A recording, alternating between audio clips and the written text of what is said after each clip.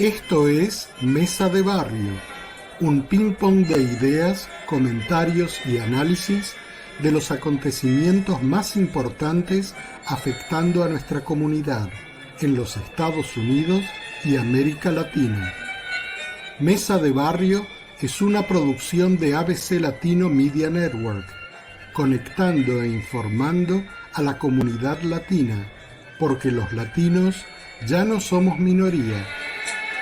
Síguenos en las redes sociales como ABC Latino.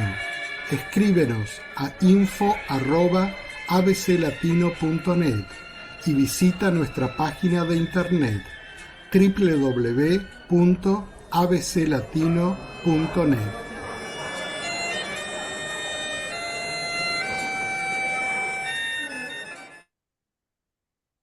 Muy buenos días a todas y todos, donde quiera que se encuentren, aquí desde ABC Latino. Yo soy Enrique Roblonsky y esto es una nueva edición en nuestro programa radial por 91.3 FM Radio WBKR Vassar College y por las 5 frecuencias AM, FM de Robin Hood Radio, la radio pública de nuestra región.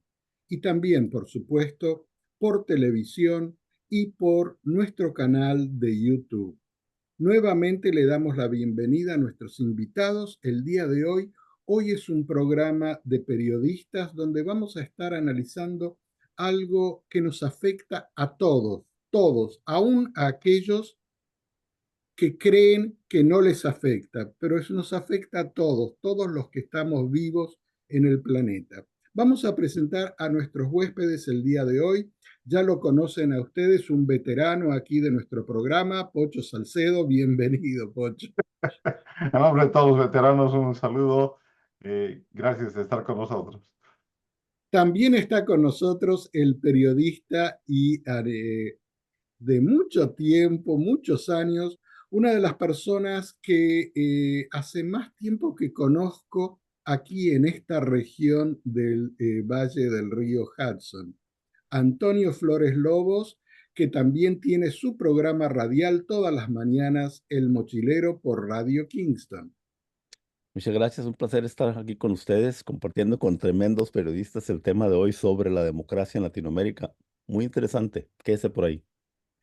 Y está con nosotros como invitado especial por primera vez, y esperamos que esta sea el trampolín para que venga más seguido, Luis Alberto Amurrio, quien es politólogo por la Universidad Carlos III de Madrid y máster en comunicación política y empresarial por la Universidad de Navarra.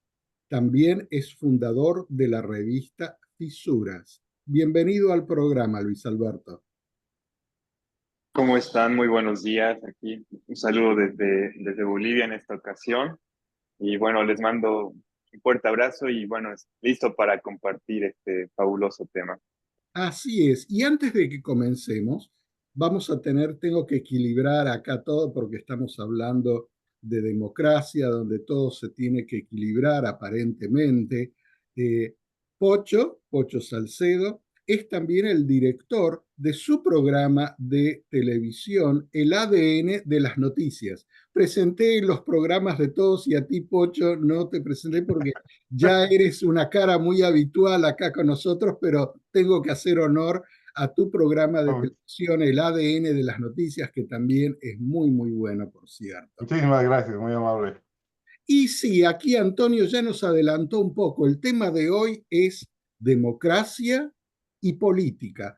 Y fíjense qué curioso, qué curioso. Vamos a comenzar con algo, un análisis. Ustedes saben que a mí personalmente me gusta ir para atrás, me gusta estudiar un poco de la historia.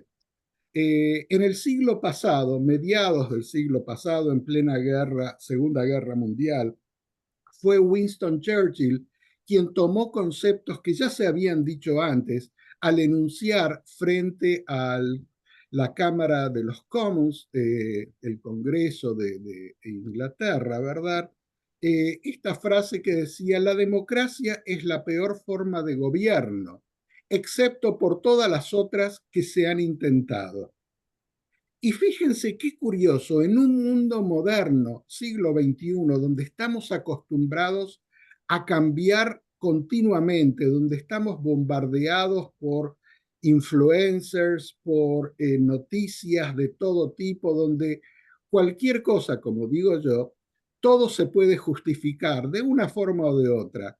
Hay datos para decir que esto es bueno, hay datos para decir que esto es malo, hay datos para todo y hay influencias para todo y estamos acostumbrados a usar y descartar, reemplazar continuamente, ¿verdad? En esta sociedad de consumo en la que nos hemos habituado a vivir. Sin embargo, hay algo que nos afecta a todos en todo el planeta y es la forma como nos regimos como sociedades para poder convivir. Y estamos utilizando premisas que se remontan a más de 2500 años atrás. Y digo 2500 años atrás y podría ir mucho más, seguramente, pero vamos a quedarnos en lo que es nuestro mundo moderno, llamándolo así. ¿Por qué? Porque fueron los griegos los que primeramente en forma coordinada y organizada, según nuestra historia, que no es la única historia del mundo y de las civilizaciones, pero en nuestra civilización occidental fueron los griegos los que crearon este concepto de democracia. Y fue Platón el que expresó y clasificó las formas de gobierno en 5 tipos. Según Platón, existía la aristocracia, la timocracia, la oligarquía, la democracia y la tiranía. ¿Qué conceptos tan conocidos por todos nosotros el día de hoy? Porque seguimos hablando de democracia, seguimos hablando de oligarquía, seguimos hablando de aristocracia, seguimos hablando de tiranías. Ponemos adjetivos por todas partes, ¿verdad? Y usamos un concepto de democracia. Un concepto de democracia que no siempre nos favorece como sociedades. Hay muchos ejemplos de esto. Democracias que se convierten en tiranías. Y la política no es más que el instrumento que utilizamos para manejarnos dentro de las democracias. Por eso el tema de hoy es democracia y política. Y cómo se relacionan entre sí. Cómo usamos la política como el instrumento para navegar en regímenes democráticos hoy en día. Y Pocho, tú tenías unas estadísticas que habías compartido conmigo y que dieron origen a este programa. Bueno, gracias por la introducción. Hemos pasado unos años durísimos que los recordamos, algunos los hemos vivido, otros los hemos leído, y a partir de un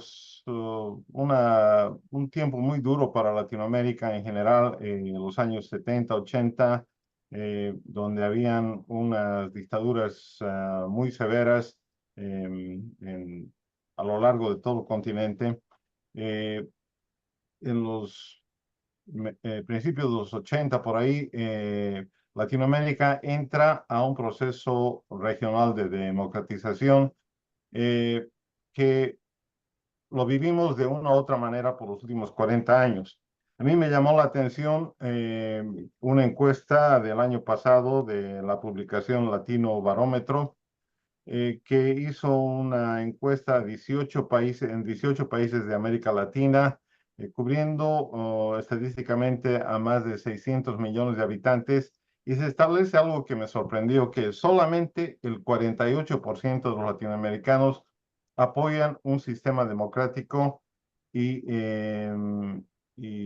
esa insatisfacción se la ve más allá de las estadísticas con el crecimiento del populismo y la polarización que existen en todos los países casi de Latinoamérica. Entonces, el propósito es de esta noche, de este día, de esta mañana, cuando ustedes nos estén viendo, ¿por qué Latinoamérica, que ha luchado tanto por un destino democrático, está tan desatisfecho que menos de la mitad de los latinoamericanos no quieren saber de democracia?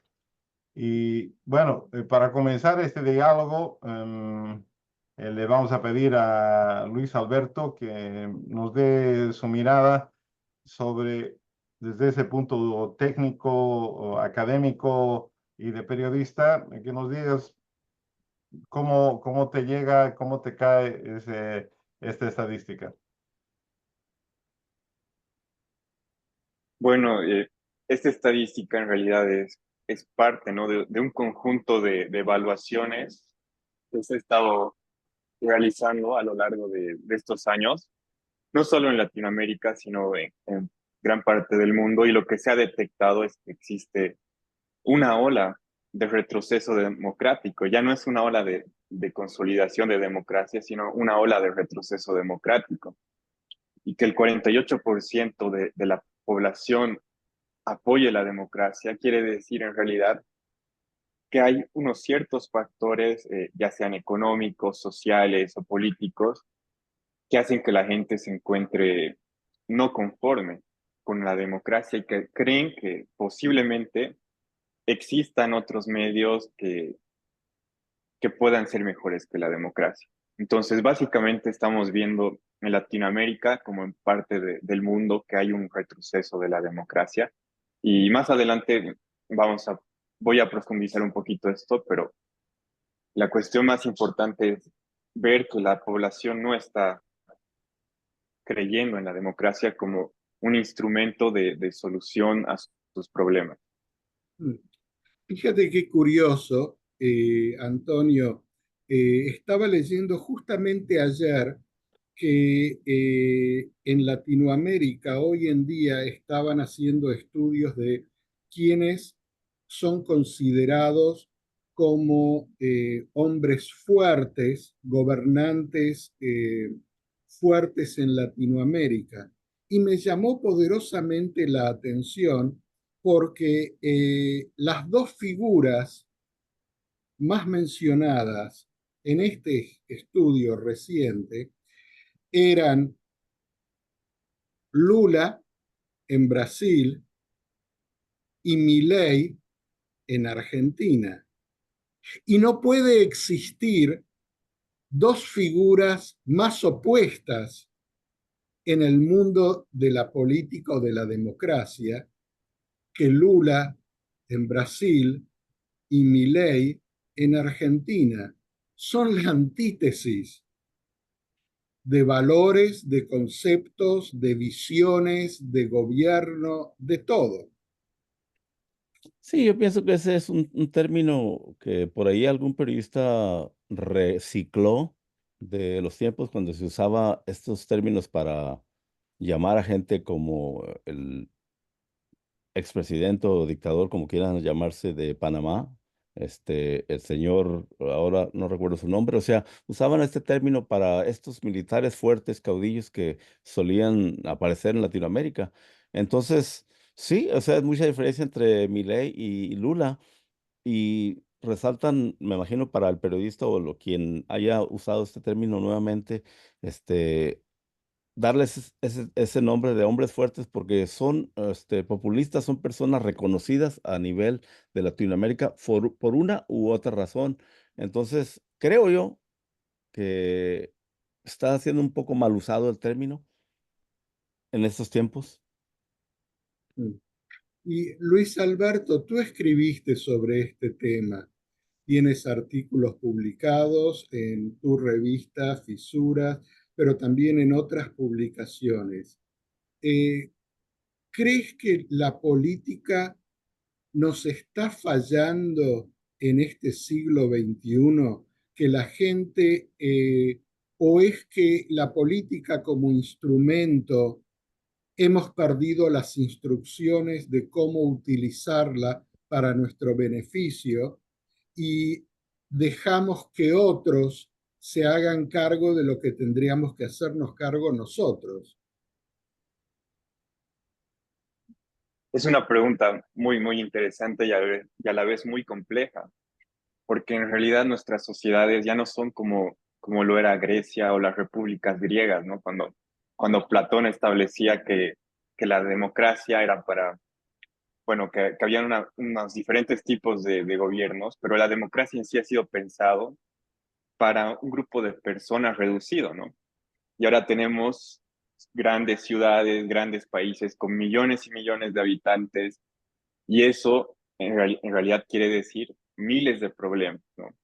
Para un sistema como la democracia en el cual se utilizan mecanismos como los partidos políticos o, o diferentes mecanismos por los cuales tendría que llegar la información al poder, vemos que en realidad no está llegando, ¿no? No hay un mecanismo que diga las demandas del pueblo son tales y las políticas del gobierno deberían ser tales. En realidad lo que estamos viendo es que las personas ya no creen que la política sea un medio adecuado para resolver sus problemas y sus demandas. Y por lo tanto, la democracia ya está viéndose afectada, porque no es ese mecanismo por el cual todas las personas, ya sea por representantes o de manera directa, podrían dar a conocer o pueden dar a conocer sus necesidades. Entonces, lo que estamos viendo ahora es un decrecimiento, en realidad, en el apoyo a la democracia, porque estructuralmente nuestros países sufren crisis económicas, sufren liderazgos no creíbles, sufren además en Latinoamérica, por ejemplo, falta de libertad de expresión, las personas ya no ven posibilidades de crecer. Entonces, todo eso se suman en un conjunto de demandas que llegan hasta el gobierno y el gobierno o los gobiernos no las pueden resolver todas. Entonces ahí vemos un poco el tema de que la democracia no está respondiendo a las demandas de las personas y debería crearse nuevos mecanismos, ¿no? Como decía usted. Claro. Pocho, ahora te paso. Quería comentar algo. Eh, en el escrito de Platón, La República, ¿verdad?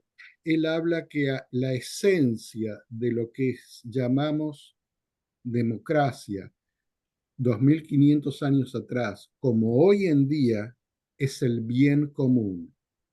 Si el bien común no rige los patrones de la política, el instrumento que utilizamos para manejarnos en democracia, entonces la democracia se transforma en otras formas de gobierno y creo que es lo que está ocurriendo hoy en día, como expresaba Luis Alberto, que la población no ve que el bien común se expanda, no ven que sus vidas mejoren en democracia, porque el bien común es dejado de lado en pos de otros intereses mucho más mezquinos. Pocho. Bueno, anoche estuve conversando con un amigo chino de muchísimos años. Él vive en la China y en la época en que nos conocimos, él era lo que llamaban un meiguatón, era un especializado en Estados Unidos. Así que estaba con muchísima curiosidad de saber qué está pasando en los Estados Unidos con el Partido Republicano, Demócrata, en fin, estaba queriendo ver y empezamos a tocar este tema de la democracia en general. Y él, hablando exactamente, pero desde una perspectiva totalmente distinta, desde una cultura distinta, dijo, ¿por qué se complican tanto la vida todos estos países que les hablan de democracia?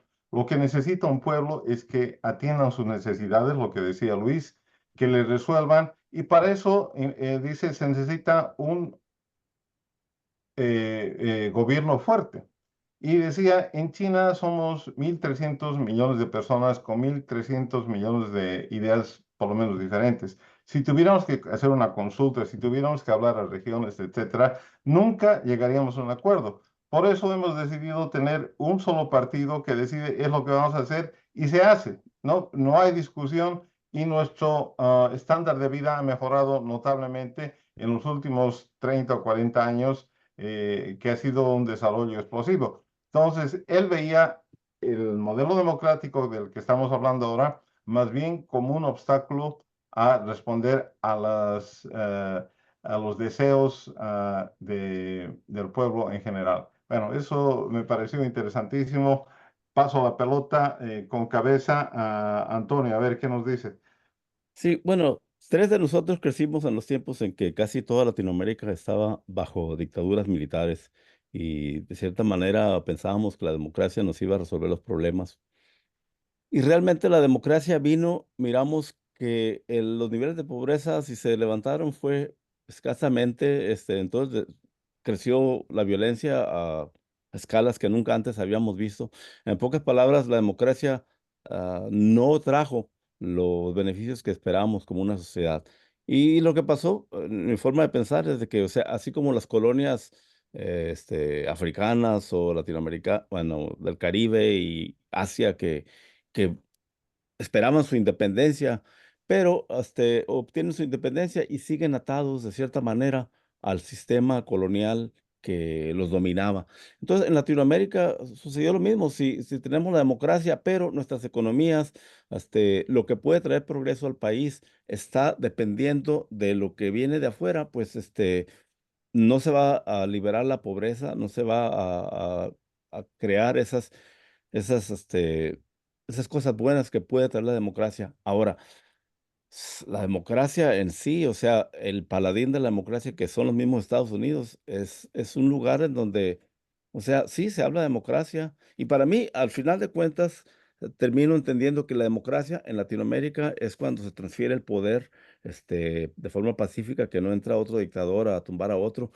Pero, o sea, si regresando a este país, nos damos cuenta que pues realmente la democracia, ¿qué es lo que ha sido? O sea, los beneficios para la gente en este país es que este es un país muy productivo, que ha estado siempre, o sea, elevando el nivel o sea, la clase media que ha existido.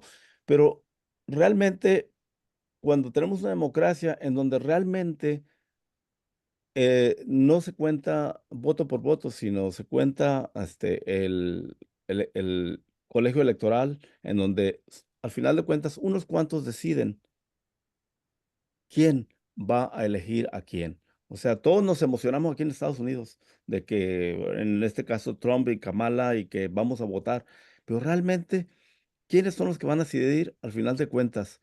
Dos, tres estados, el colegio electoral, y eso es un papelito de la democracia que no, nos han estado vendiendo desde tiempos en que se fundó este país, en el que solamente se permitía votar a aquellos ricos hacendados, y olvídate de los esclavos, olvídate de los nativos, olvídate de las mujeres, ellos no contaban en la democracia que según ellos tenían desde entonces.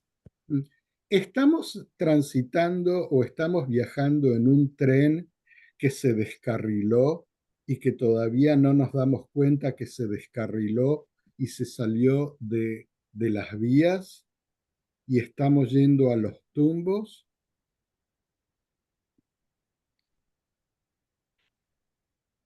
Bueno, esa es una pregunta muy interesante y la respuesta creo que es mucho más compleja.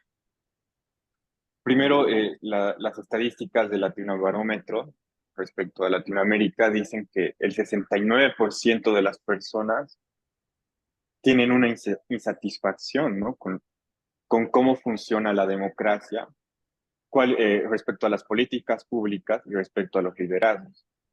Pero aquí hay otro análisis también que tenemos que hacer antes de continuar con la respuesta. También existe una diferencia entre los jóvenes y las personas que en algún momento de su vida han vivido dictaduras. Las personas que han vivido dictaduras creen que la democracia es lo mejor, incluso en los momentos en la que este tipo de régimen funciona mal. En cambio, los jóvenes creen que la democracia tiene que ser reemplazada por otro tipo de gobierno en los momentos que funciona mal. Entonces, aquí hay una doble diferencia, ¿no? Entre generaciones. Por un lado, las personas que están insatisfechas y no creen en la democracia, y por otro lado las personas que están insatisfechas y creen en la democracia. Ahora, ¿por qué estamos fuera de rumbo? O estaríamos fuera de rumbo. Porque las personas en realidad que apoyan la democracia y las que no apoyan la democracia no van a encontrar una alternativa, porque muy difícilmente existe una alternativa a la democracia. Entonces, lo que haríamos en realidad es apostar por líderes populistas, que son los líderes que nos van a decir, yo te voy a resolver la vida de esta manera, yo te voy a dar ayudas en tal lugar. Dan respuestas simplistas a problemas complejos por la única razón de generar apoyos y tener una votación mayoritaria. Entonces, estamos prácticamente fuera de rumbo. Esa es mi apreciación. ¿Cómo recuperamos como población, verdad? ¿Cómo recuperamos el uso de los instrumentos para funcionar en democracia? La política como instrumento, ¿verdad? Cuando como ciudadanos solamente pensamos en la democracia en años de elecciones, sea cada 4 años o sea cada 6 años, dependiendo en los países. Y entre medio no participamos como mayorías. Por supuesto que hay grupos que sí participan continuamente en la política, pero como mayoría, como ciudadanos, estamos más preocupados por el día a día, por nuestros trabajos, por nuestro estilo de vida, por nuestros hijos, por un montón de factores. Y no necesariamente la política o la democracia está ahí a la cabeza. ¿Cómo recuperamos eso? Porque lo que ocurre es que llega la época de votación y ahí empezamos a recibir la información de todos lados y cada candidato nos vende puentes y nos vende programas y nos venden rutas y nos venden molinos de viento. Y en realidad no tenemos los instrumentos para saber ni siquiera qué es verdad y qué no es verdad hoy en día. Estamos acostumbrados a recibir la información así en pedacitos. ¿Quién se toma el tiempo de leer todo lo que un candidato dice, pero completo de la boca del candidato? Sí, ya sé que Pocho, tú te ocupas de eso, tú lo haces, pero la mayoría no lo hacemos. Recibimos pedacitos de aquí y allá y cada pedacito de información responde a otro interés distinto, económico, como los decía Antonio, político, social, de todos modos. Entonces, ¿cómo recuperamos el uso de la política para manejarnos en democracia? Preguntón. Preguntón. Dale. Bueno, quiero volver un poco a este concepto de democracia y lo que mencionaste tú y lo mencionó el grupo, pero lo rubricó Luis. ¿Qué entendemos por democracia? Y es este el vehículo que necesitamos hacia adelante. Obviamente, para nuestra generación, lo máximo era tener democracia porque hemos vivido bajo un periodo muy negro. Incluso los que no tenían un militar ahí, tenían un solo partido, como el caso de México, que armaba y desarmaba el país, ¿no? Y a título de democracia. Y muchos de nosotros hemos entendido democracia como la habilidad de votar y elegir, pero nos hemos olvidado de todas las otras instituciones que vienen y acompañan a esa democracia, un sistema legal independiente, un sistema, un Congreso que responda a la necesidad, en fin, todo lo que sabemos que son lo clásico, etcétera, e incluso en el tema de los medios de comunicación que no sean activistas, pero que más o menos cuenten qué es lo que está pasando y desafían al poder. Entonces, la pregunta es, si los jóvenes están desencantados, y nosotros estamos desencantados, los jóvenes están buscando otra diferencia, otra opción. ¿Qué hace una democracia que sea exitosa y sostenible? ¿No? ¿Qué hace realmente? Es la participación, es la capacidad de votar, es la capacidad de resolver problemas, de tener voz. Y ahí es donde nos quedamos estancados, porque estamos yendo por varias direcciones y es como la selección mexicana, que bueno, de paso le pregunto, antes que me olvide, acá a Antonio, si México estuviese en la Conmebol, ¿podría ir a los mundiales con frecuencia o tú qué piensas? Yo creo No. que no. No, no, no. Eso es solamente Respuesta corta y bajita, así, no, no, no, no. por abajo. No, no, no, porque si hablamos de política, los latinos también tenemos que hablar de deportes y a veces nos aclaramos Claro. cosas, solamente para asegurarme que Antonio estaba poniendo atención. Pero en la vida real, yo vivo muy desanimado con este tema de la democracia porque vivo muchísimos años de frustración y acá tenemos a alguien de muchísimo más joven que nosotros, totalmente frustrado y ni siquiera tiene el millaje que nosotros hemos puesto. ¿Cómo resolvemos? ¿Qué es una democracia exitosa? Bueno, si me permiten, estaba tratando contestar esa pregunta sobre cómo logramos poner nuestro granito de arena para realmente tener un sistema democrático. Aquí en Estados Unidos lo que nos dicen es, llama a tu congresista, expresa cómo te sientes. Entonces, para mí eso no es suficiente, porque yo ya con lo que he vivido acá y que más o menos he leído por ahí, es de que pues muchos, no voy a decir todos, pero gran mayoría de los políticos de cierta manera pues ponen más atención a aquellos que los apoyan económicamente en sus campañas políticas y poca atención van a prestar a Juan o María que se están mandando un mensaje por texto o qué sé yo.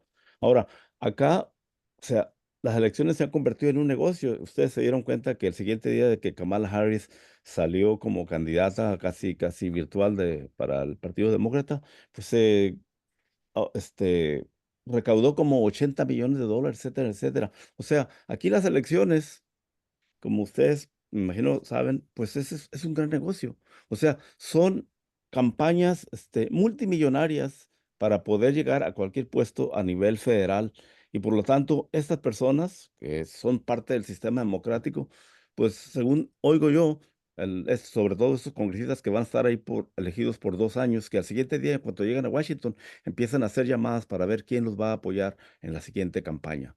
Entonces, esta es la democracia que tenemos, esta es la democracia que debemos cambiar y no la vamos a cambiar con llamando a uno de los congresistas o al mismo presidente. Creo yo que los jóvenes, la nueva generación, nos lo están poniendo en los ojos al verlos manifestarse en las universidades, en las calles, por temas que ellos consideran que deben ser tomados en cuenta. Sea Israel, sea el medio ambiente, sea lo que sea, creo que ellos están poniéndonos un ejemplo de cómo se puede cambiar el sistema. Muchas veces los franceses se van a la calle por cualquier cosita que si les van a subir el pan o qué sé yo, se van a la calle. Entonces, creo yo que la conciencia, y sobre todo ahora que tenemos redes sociales, la conciencia de la gente que realmente va a ser afectada por las políticas que están implementando, tiene que salirse a la calle y esa para mí es una forma de hacer la democracia.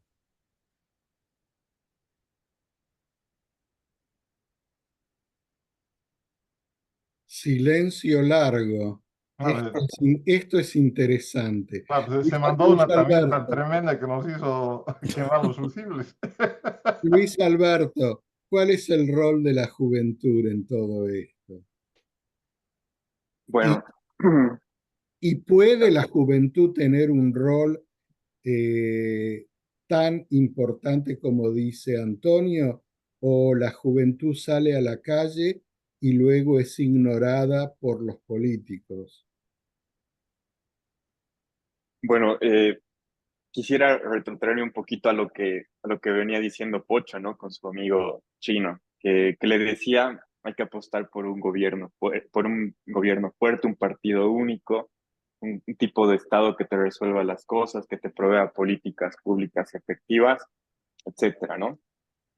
Si, digamos, la juventud estaría desencantada y empezaría a pensar, ¿no? En ese tipo de gobierno, lo que yo puedo decirle es a esas personas que vas a conseguir, digamos, con ese tipo de gobierno, las políticas que necesitas, vas a tener un mejor crecimiento económico y desarrollo personal, pero a cambio de tu libertad de expresión, a cambio de a cambio del bien común, ¿no? Como decía, a cambio de esa virtud que se decía antes en los griegos, a cambio de tu capacidad de desenvolverte en la política, de acceder a la justicia imparcialmente, de ser igual a las demás personas.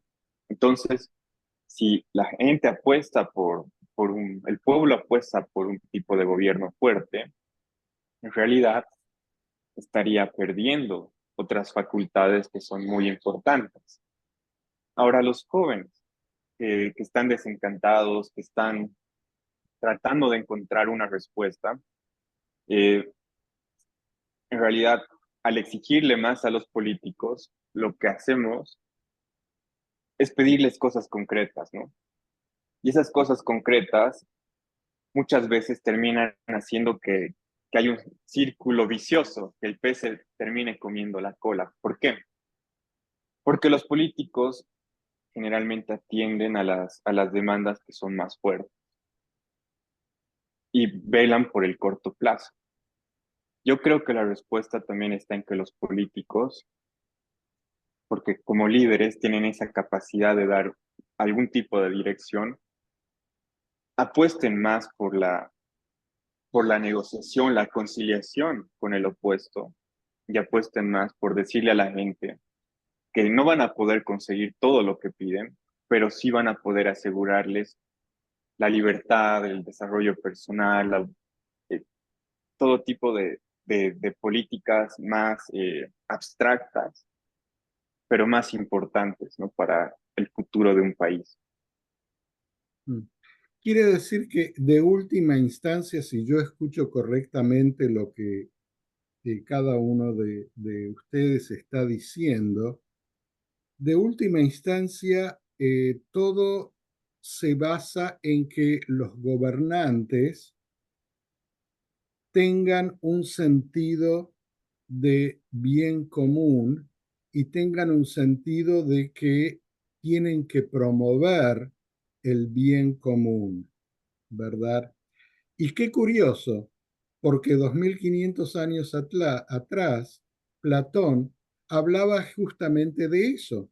Él decía que los mejores gobiernos eran aquellos donde había los gobernantes, no importaba si era democracia o era aristocracia o era otra de las distintas formas de gobierno, pero donde el que gobernaba tenía en cuenta el bien común y favorecía a la mayor cantidad de personas, independientemente de la forma de gobierno.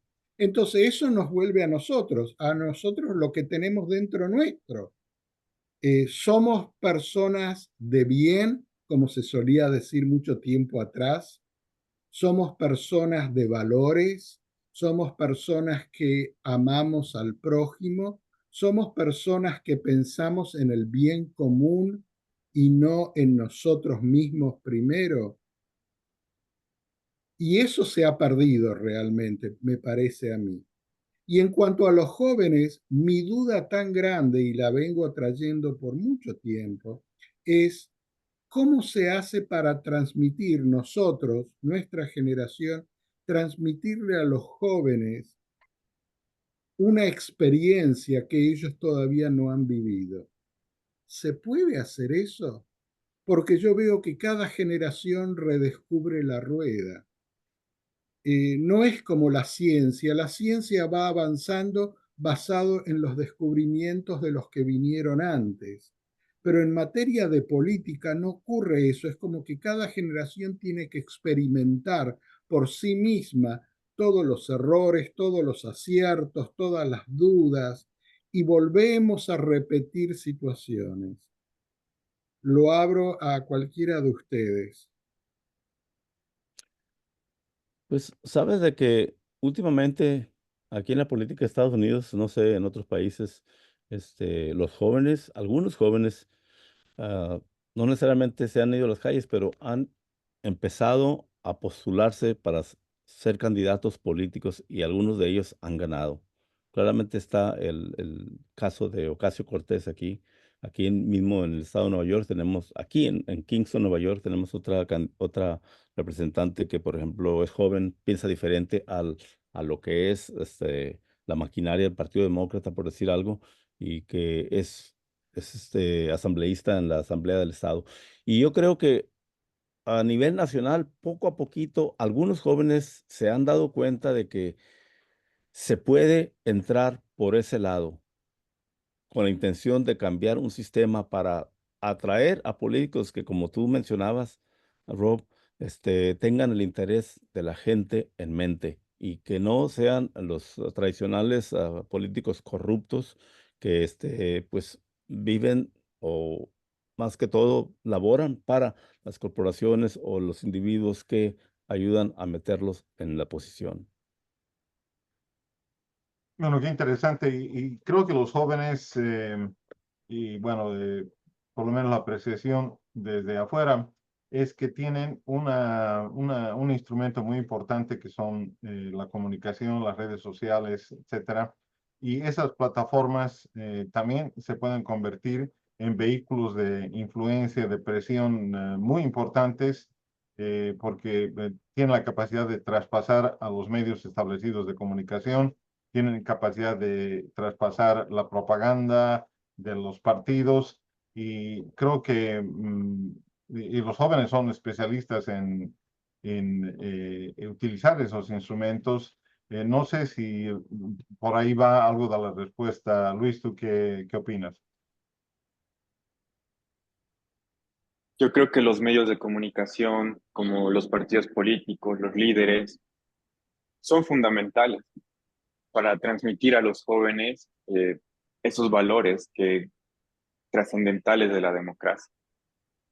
Sin embargo, la pregunta es, ¿realmente tenemos líderes políticos, medios de comunicación y partidos interesados en en transmitir esos valores? ¿O están más bien interesados en dividir, segmentar eh, a los votantes con el fin de conseguir nuevos adeptos, ¿no? Esa es la pregunta que deberíamos hacernos y analizar realmente cuál es el papel de los medios.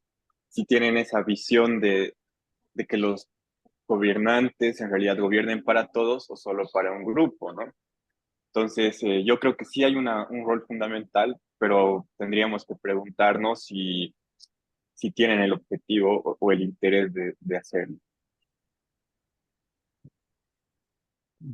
Volviendo a Latinoamérica, tenemos una amalgama de gobiernos tan distintos, ¿verdad? Hoy en día. Gobernantes como Bukele, expresión de mano fuerte, ¿verdad?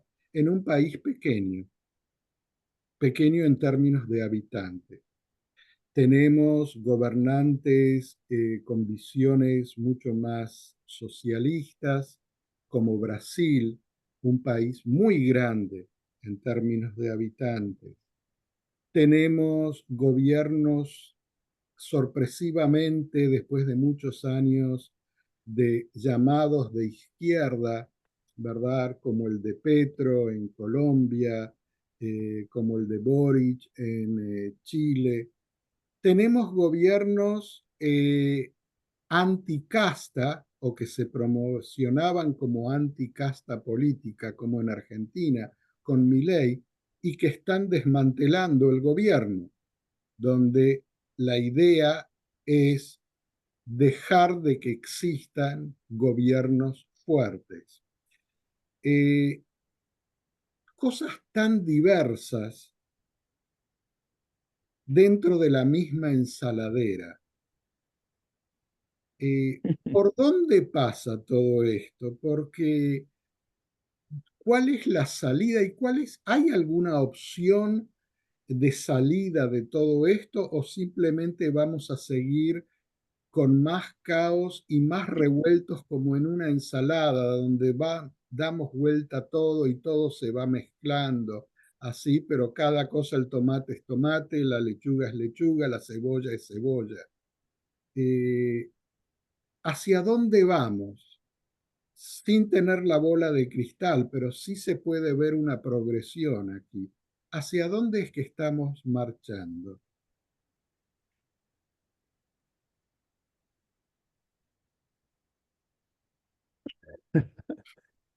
Algo difícil de contestar, la verdad. O sea, es difícil. Realmente cada país tiene sus políticas. Uno podría decir que posiblemente en México, AMLO y ahora la continuidad de la doctora Sheinbaum, están yendo por un buen camino, pero luego también se encuentra uno con la situación de Venezuela, en que posiblemente la próxima semana va a estar en guerra civil, según el señor Maduro, ¿verdad? Es, creo que en mi opinión, el camino que está escogiendo México, de no intervenir, pero mantener una política para beneficiar a las mayorías, creo que esa ha sido la intención. No sé necesariamente si se ha logrado completamente, porque la pobreza sigue vigente en México, pero, o sea, es un pasito adelante que de tener frutos, es posible que, como todo ocurre en Latinoamérica, en la mayoría de los casos se tienden a seguir, ¿no? O sea, se dejan influenciar por lo que se está creando en otros lugares. Y no sé si es un camino que a seguir o si tiene mucho que rehacer, pero creo que es un paso adelante. Ahora, volviendo a lo de siempre, son países que son democracias, estos que son democracias, pero todo su sistema está atado económicamente a otras potencias. Por lo tanto, podría ser en el caso de Chile, por ejemplo, que tenía o sea, tanta esperanza que desarrolló en el pueblo hasta la llegada de Boric, pero realmente pues, nos hemos dado cuenta que la sociedad chilena pues, sigue luchando con un sistema, de cierta manera, que dejó el pinochetismo y que al presidente actual, que traía muchas esperanzas de cambiar todo, le ha sido bastante difícil cambiar. Es un paso el haber elegido a esta persona y es simplemente el proceso para llegar a un lugar en donde los políticos realmente pongan los intereses de la gente primero antes de otras cosas. Mira, qué interesante, tú mencionaste el caso de México. Eh, Ustedes saben que México es el país que yo adopté, es mi tercer país adoptivo.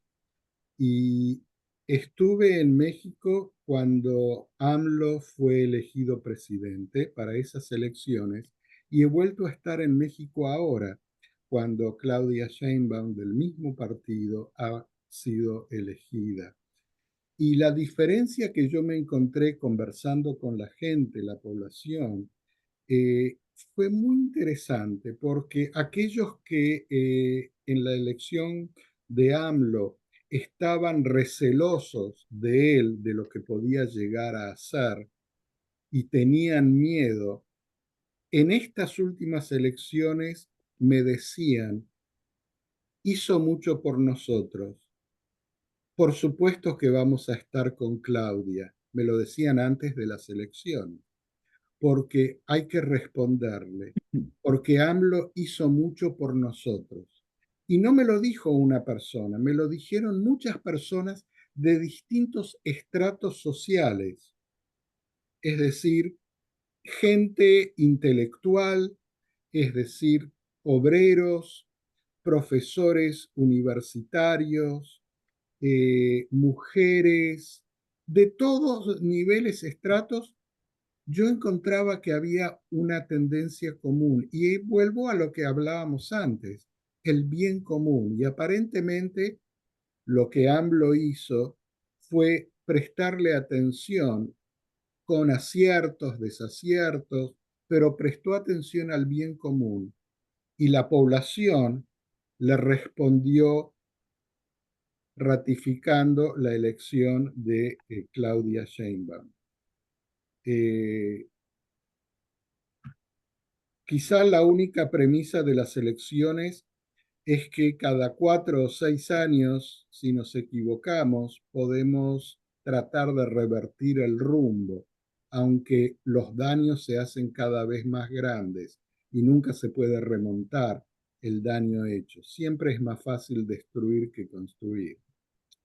Eh, Estamos en los últimos 8 minutos del programa. A Sí, ver, en estos últimos minutos quiero tocar dos temas que me parecen importantes en este análisis general de la democracia. Un ejemplo, en los Estados Unidos, generalmente, solamente en la campaña presidencial, se gastan alrededor de 10.000 millones de dólares, $10 billion, ¿ok? Y este año se piensa que se van a llegar a casi a 16.000 millones de dólares. Entonces, el rol del dinero, el rol del contribuyente mayor, de las empresas en la gestión de gobierno es innegablemente grande.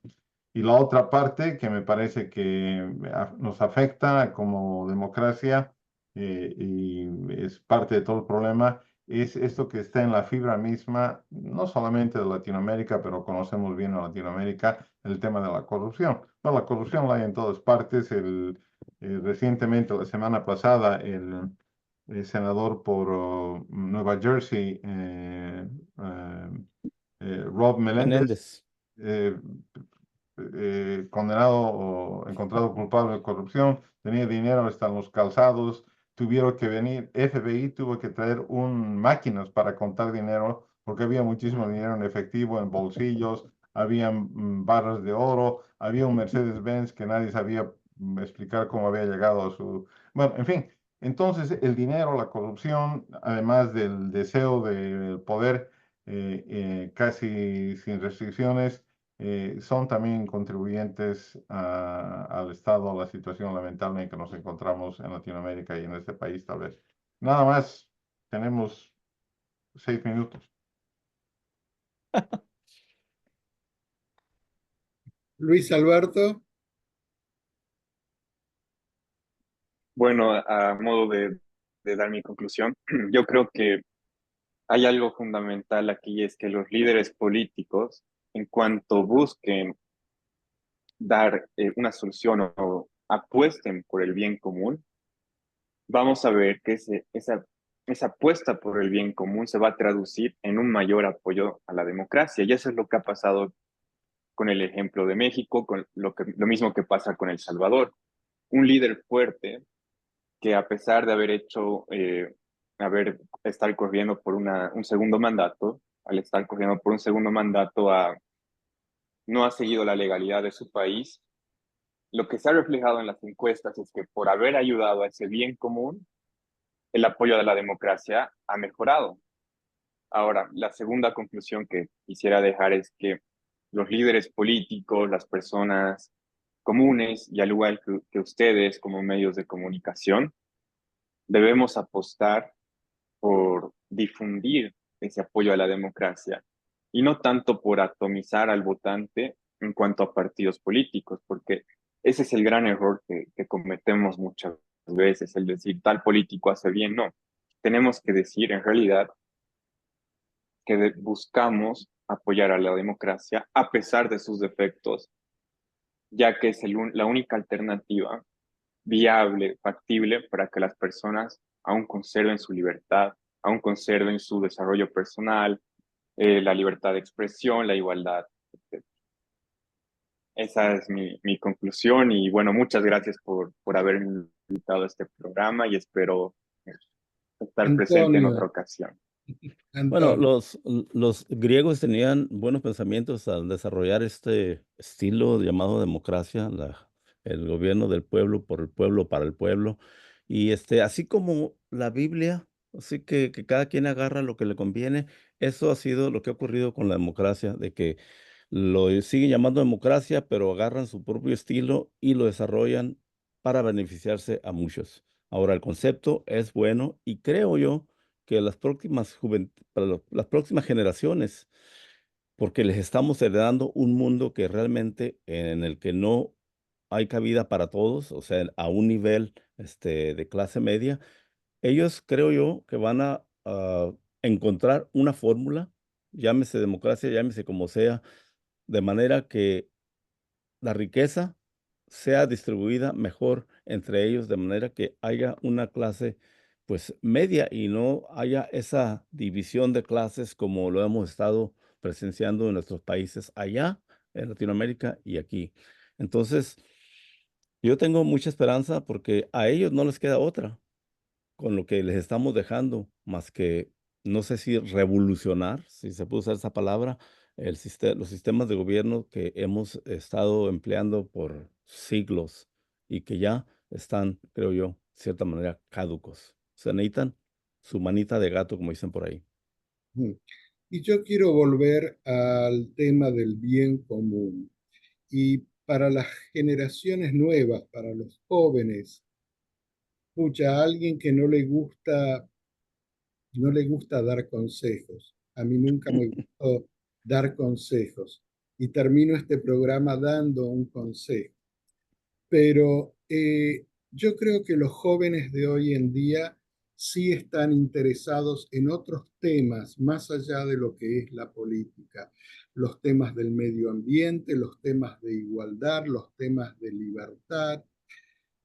Y lo que me parece que como jóvenes, todos nosotros, porque ser joven no es cuestión de edad, sino de espíritu, es desarrollarnos interiormente a través del bien común. Solamente estamos bien nosotros cuando los que están alrededor nuestro también están bien. Es una falacia y no existe estar bien uno si alrededor nuestro hay miseria. Y yo creo que eso es lo que los jóvenes tienen que prestar atención, al mundo alrededor de cada uno de nosotros. Y entonces mirarnos hacia adentro y nosotros transformarnos en lo que queremos ver en el mundo. Y a partir de esa transformación en nosotros mismos es cuando empezamos a transformar nuestro entorno. Y es ahí, para aquellos que elijan el camino de la política, van a poder tener el bien común por encima de los intereses mezquinos de los cuales hemos estado hablando aquí en este programa. Pero todo comienza en nosotros. Y no tenemos mucho tiempo, porque nuestro paso por el planeta es muy corto y no tenemos asegurado un tiempo.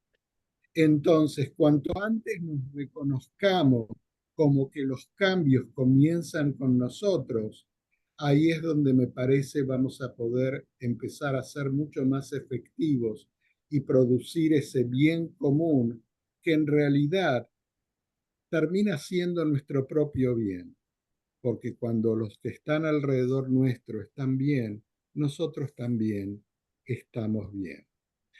Y con esto terminamos el programa del día de hoy. Muchísimas gracias a todos ustedes. Luis Alberto, un gusto haberte tenido aquí en el programa. Antonio, por supuesto, siempre un placer compartir espacio al aire contigo. Pocho, ¿qué voy a decir? Nuestro Pocho de siempre, de todos los meses aquí en la radio. Nos vemos la próxima semana. Muchísimas gracias. Chao.